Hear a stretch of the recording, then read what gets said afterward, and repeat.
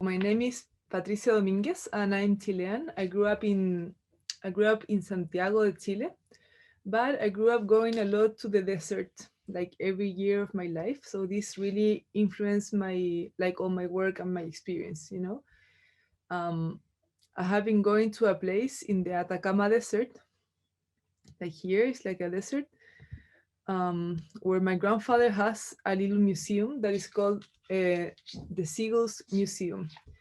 This place now, because I live in Chile, and Chile is like a laboratory of privatization. The whole desert is being used by, like mining companies, extraction, power coal plants.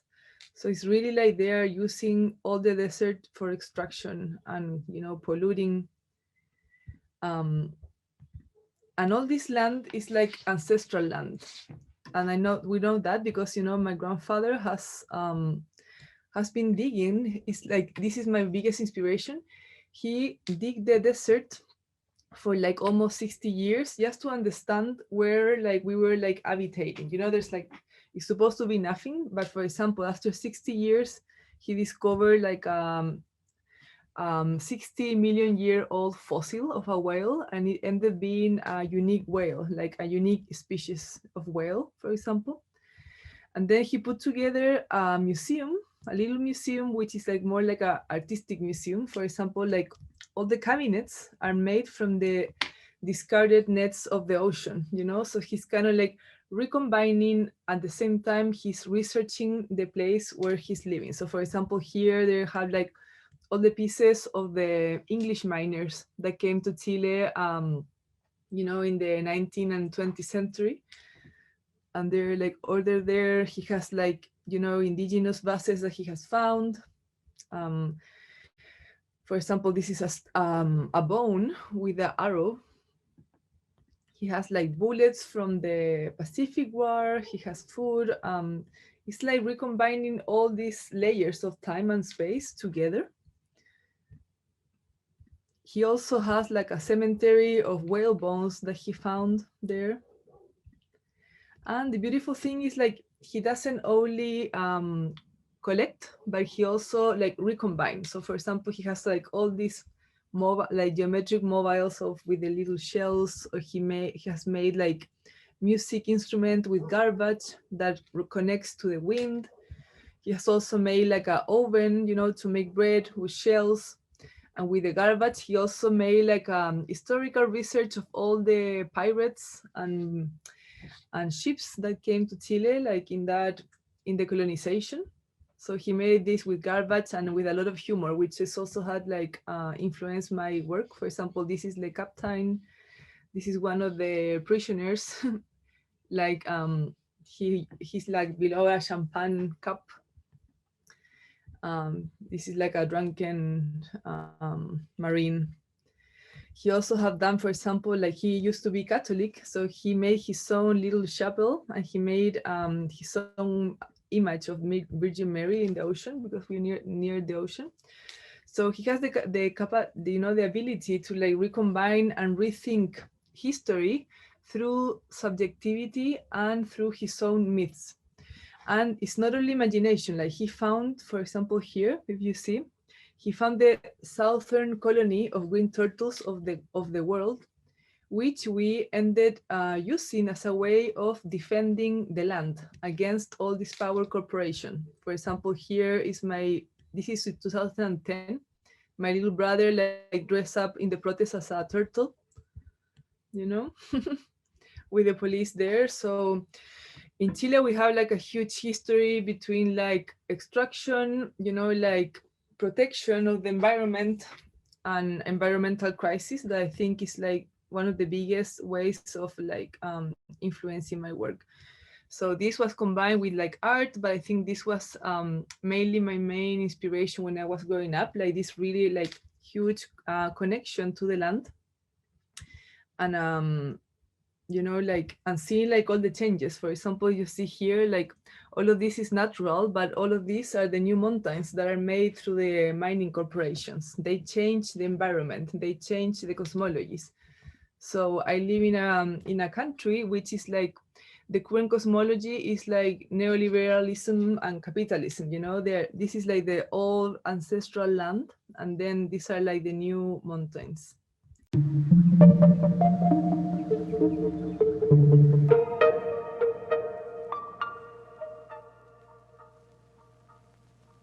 For the Gwangju Biennale, I chose two pieces, my latest two pieces, which are my own like anti-capitalist prayers, my altars, you know, they're like, we live in this capitalist system, and I think we need to do like new rituals and new ways of like appropriating the things that we are surrounded with, you know, like commerce and business and like corporate shirts. So my practice is really is very based in, you know, in South America. And as I was telling before, we live in this ancestral land that are like full of environmental and social crisis. So these are like two different navigations that I have been living through the last years here. So for example, this one is called Green Irises. And it started with one of the vases that my grandfather has in his museum, thinking about the idea of how, you know, like the cosmologies have changed from indigenous cosmology to corporate cosmologies, and how all these patterns and kind of like going over us, kind of like programming us. So all my work is like uses a language of dream, oniric, more feminine, you know, abstract language, in a way that is going like against all this neoliberal or financial language, which is like linear, like extractive, clear in a way. So I made this video that I'm gonna show, a little piece here, which is like I was telling, like, how do we think about like a multi-species resistant, right? Like a new myth? How can we go into this digitalization of life and don't, you know, forget about planetary memory, about plants, about animals, about like all what is common to us? So in the video, I was kind of like mixing all this like Chinese technology with the green light, with the plants, and reinventing like healing techniques to be able to release the tension. Like we are living in this like 24-hour, 24/7 fatigue system. So in the video, we were like using roses and some of the indigenous pieces of ceramic that are in the museum, you know, to heal and release the stress and the tension of this woman, like older woman body, like that have lived in Chile and have like become and, how do you say, absorb like all this stress and inequity in their bodies. So it was like my own personal ritual. For example, you can see here, like this is a very, very, very special vase. It's one of the few vases, like pre-Columbian vases, that it says that they cry. So it's like crying. So in a way, this woman is like rubbing the vase in her like pain in her back, you know, like tired back. And all the patterns are mixing in this, just thinking about how the cosmologies here have changed from indigenous cosmology, which are more like holistic, to colonization, to the neoliberal cosmology that I was telling before. It's very based in ethnobotany, you know, this really, this new relationship between people and plants, and extraction and healing, like all together, with a lot of like thinking about how we are like all the time surrounded, you know, by phones and this vibration. So it's like a personal way of arranging like all where we're living now. And the second piece is called Madre Dron. You know, in 2019, I went to Bolivia to do a residency. And when I get there, the whole Bolivian Amazon was burning. I'm gonna show some pictures. So I got to a residency and, you know, the Bolivian Amazon was burning. I just had to like stop my plans, my artistic plan. And I ended going to a refugee of animal. Like it's like a refugee where they were taking care of burnt animals of the fires. So for example, these are some of the animals that used to be like free, but after the fires, you know, they became these domesticated animals. For example, this toucan has, you know, it was burned over here. So it was like a very strong experience of taking care and like almost like touching the spirit of the forest through these animals, you know. And the day I was there, I had to take care of a blinded toucan. It's like one eye blinded. And I don't know, for me was approaching this kind of like new like monster of vision in a way, you know, like it's a monster of vision that is coming out from all these environmental crises and social crises. The toucan has like only one side that was blinded. So it says that the right side is like your masculine side and your left side is your feminine, you know. And I connect all this masculine with extraction and like using the environment for making money. So it was like he couldn't see with the right eye. So I was like making a pledge of like having the perception of the blind toucan just to see how to move to the future with our left perception, you know, like a more communal and how do you say, like feminine of taking care of like the multi-species, not only like humans and money, you know. Like these are some of the images. And after Bolivia, I jumped to Chile, which is also part of the video, you know. I jumped to Chile to the protest. Okay, sorry, I'm gonna say before one thing. So these are some of the images that I also did in Bolivia. My practice had a lot to do with research, but research like on the streets, you know, like I will go to fairs and I found like this robot.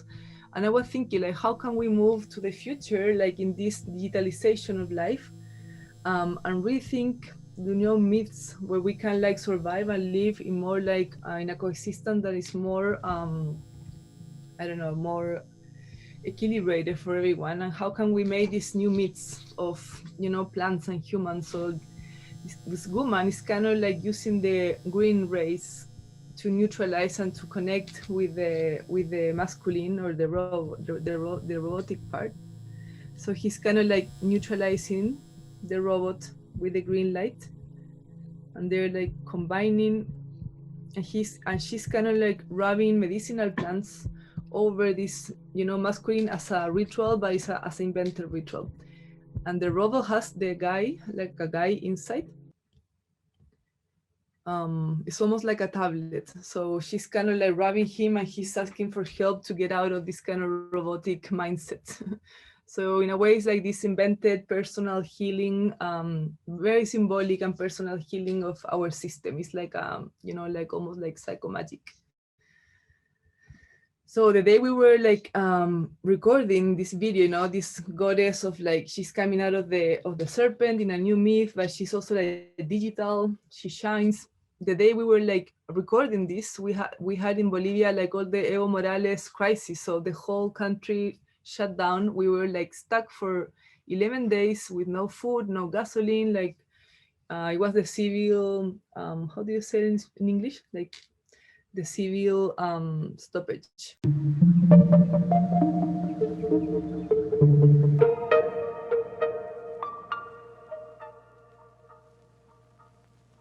I jumped into Chile with all the protests that happened in 2019 because of like the inequities. You know, we live in one of the most unequal and unjust countries where, as I said before, we are like surrounded and managed by corporations.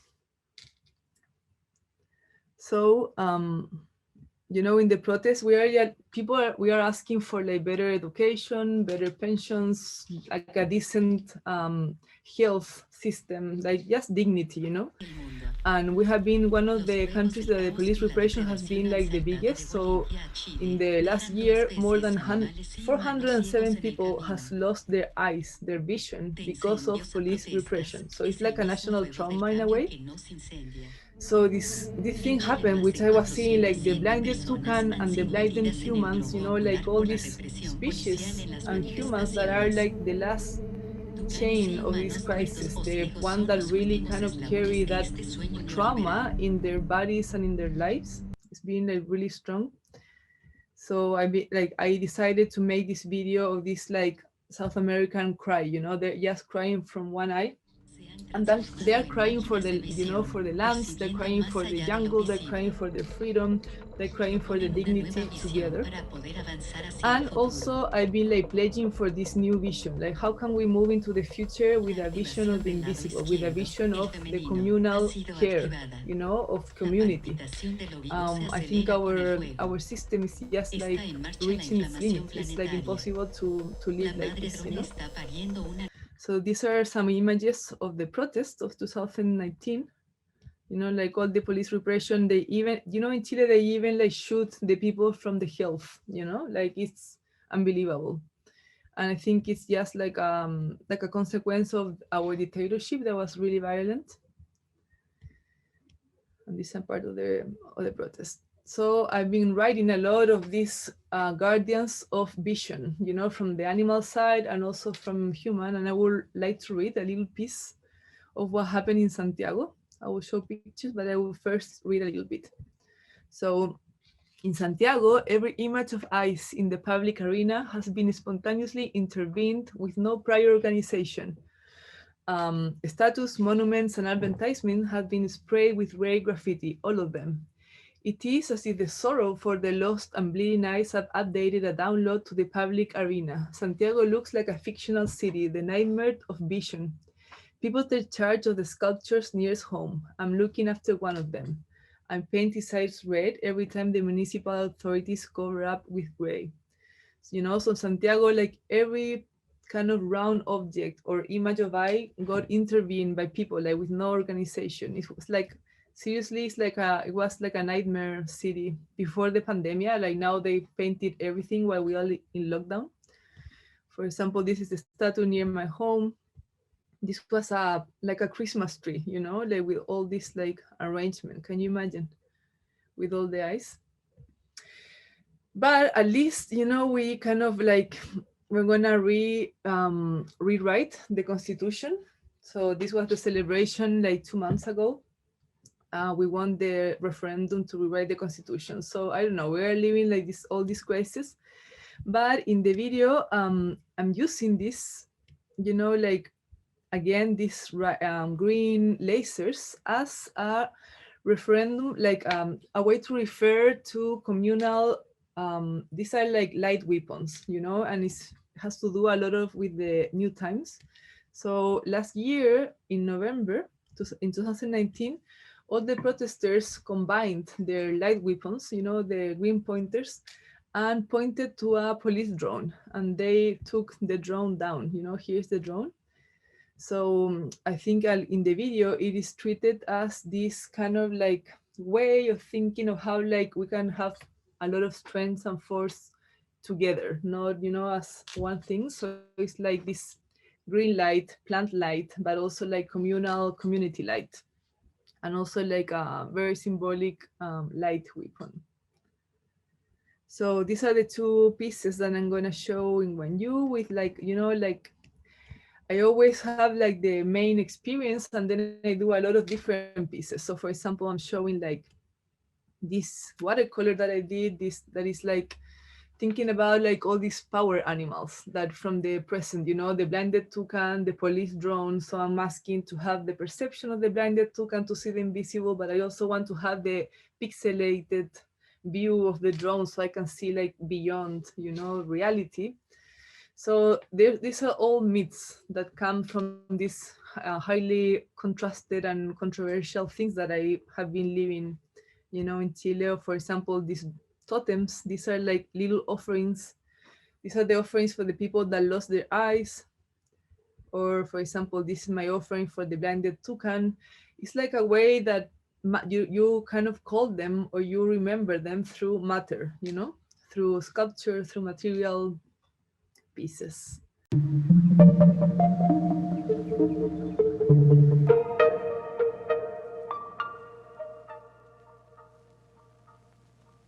For this year, I'm working in two next projects. They're very different. One is at the Welcome Collection, you know, in London. They have a huge South American collection of like manuscripts and botanical illustration and pharmaceutical objects. It was all collected through the explorers during colonialism. So they want to access for the first time and show this collection, like ethnobotanical collection. But they wanted to do in a hopefully like non-colonialist way, you know. So they're working with me, like their counterparts from South America. And we have been like going through this amazing collection of, you know, I say like ethnobotanical material of like sacred plants, you know, and they deal also with extraction, with myths. For example, this is a Mayan, this is the Kingsborough manuscript, when they have like all this ritual with water, you know, like all this pre-Columbian way of like healing with plants. Look at this. They make it like a ritual over cactus. So we have been researching all the collection, all the material, this, just choosing, you know, like some images, and we are gonna do like a huge altar with these kind of totems to hold the material, not as a Western museum way, but as a way of like honoring and also contextualizing this amazing material. This is like the mother tree when the souls go, when they die. For example, they had the Aztec zodiac man, this really complex Aztec way of seeing like the calendar and also like the energies that surround us and kind of like influence, you know, the body. These gods with plants, but also a lot of like extraction also. Like this is the cinchona tree from Peru. The cinchona is one of the trees that was used to make, is the tree that was used to make the malaria pills. And it was extracted in the most horrible conditions. So we're also talking about that. Or for example, this is like a Mapuche shaman that goes up and down her tree, you know, to get information. So we're like doing a very like radical approach through spirituality and extraction. And it's been very tough. We have been like doing everything in the pandemic. So it's like researching and seeing like all these amazing manuscripts that are real, like, you know, like hand painted, some of them, through distance. So this is one of the pieces that I'm working. And the next one, I want a residency with Symmetria that will allow me to go to the CERN, you know, in Switzerland, and to ALMA, to the observatories in the Atacama Desert. So I'm really, really excited about this project because, you know, I've been like researching all this like planetary life, but with this experience, I will be able to go fractal to the universe, you know, to see the stars, and then go inside to the Hadron Collisioner. I think that's the way you say it in English. They study like the particle of God, like the physical, like the quantum physics with the smaller particles. So I'm gonna be able to go to this machine, you know, it's like, I think it's like 16 kilometers and goes in 3 countries, like below Earth. It's gonna be like the most futuristic experience of my life. And thinking, you know, like how in this pandemic time where, you know, we are going through this huge crisis everywhere in the planet, we really need to think like, where are we looking at, you know, how are we orientating ourselves, like which kind of rituals are we doing to like advance into the future and to think about this new era, how we can like reframe our sense of humanity. So I've been working also with some petroglyphs, like indigenous petroglyphs that are near the museum of my grandfather. You know, a lot of them point, you know, to the north, to the south. So for me, it's really important to mix all these technologies, like human technology, biotechnology, machine technology, together in a new myth of like, how do we move into the future? How do we rethink our capabilities? and how do we rethink also how we are made, you know, with from the stars to the particles. So these are the two projects I'm going to be working in 2021.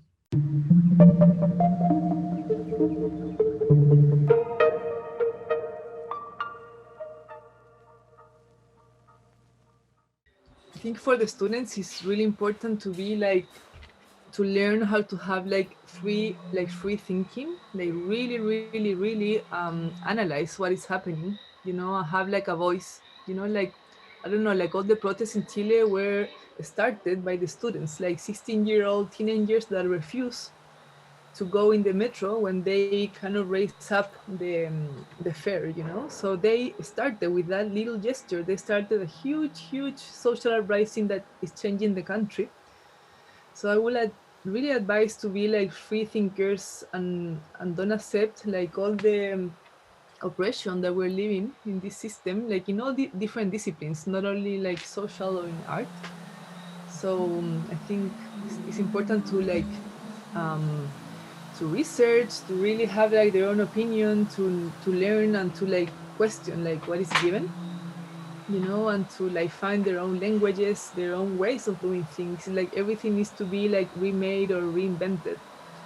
So I would suggest to be really awake and curious, you know, and brave.